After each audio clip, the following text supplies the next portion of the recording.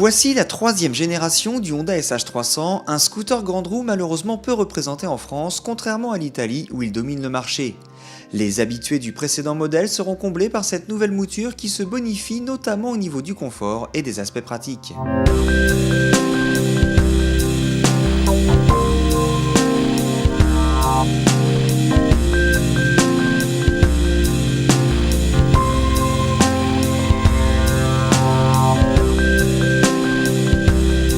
L'identité du modèle a été soigneusement préservée, on assiste simplement à une modernisation avec un tablier avant rebondi qui reçoit une touche de chrome sur le museau et de nouvelles optiques.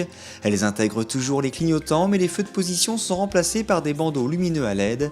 Le phare hérite également de cette technologie de plus en plus fréquente chez Honda. À l'arrière, la ligne en virgule typique du modèle est elle aussi rehaussée de chrome. La poupe bien épurée arbore désormais un feu en V inspiré du Forza 300. Difficile de reprocher quoi que ce soit à la finition de cette machine, assemblage et qualité des surfaces sont juste impeccables. Très bien présentée, l'instrumentation regroupe jauge d'essence et de température d'eau autour du gros compteur central. Dans l'afficheur LCD, horloge et trip partielle s'accompagnent d'indicateurs de consommation moyenne et instantanée.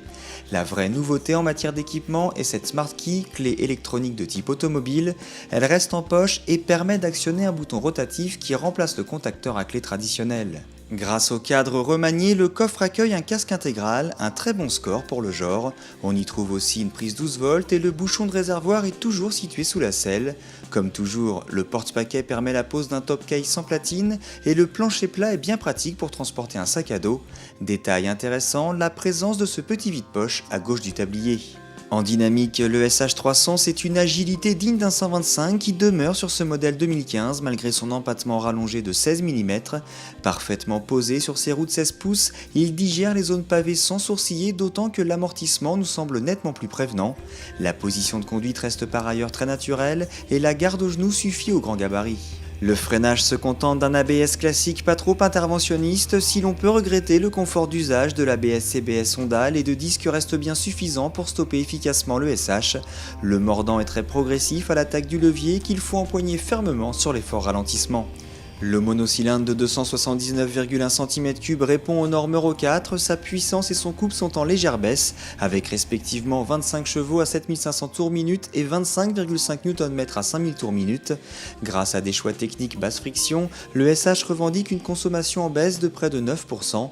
Discret au ralenti, ce bloc est d'une remarquable onctuosité. La transmission réagit instantanément au démarrage et l'ensemble développe une foulée parfaitement linéaire tout au long de la plage de régime.